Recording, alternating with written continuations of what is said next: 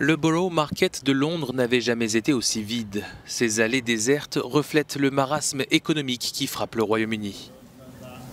Il y a normalement 21,5 millions de visiteurs ici chaque année. Nous serons chanceux cette année si nous en avons 3 millions.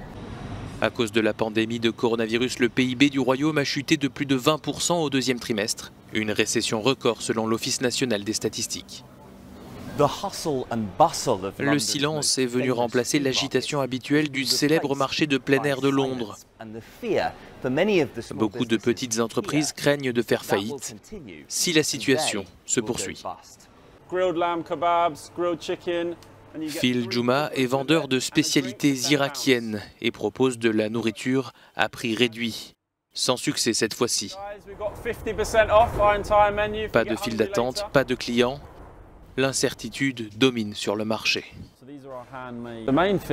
Ce qui est inquiétant, c'est la fin du programme de soutien au chômage. Cela va poser un vrai problème avec mon personnel. Ils reçoivent 80% de leur salaire chaque mois.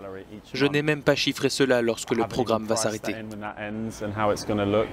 À quelques centaines de mètres, dans ce dépôt de banque alimentaire, la demande a été multipliée par 8.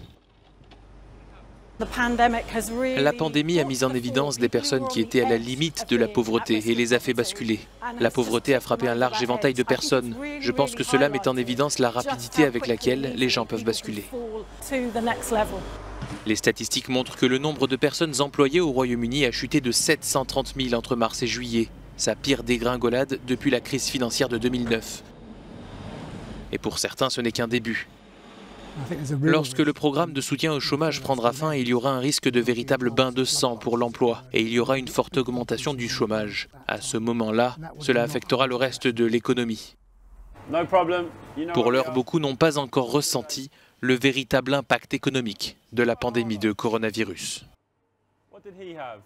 Oh, here we go. Here we go.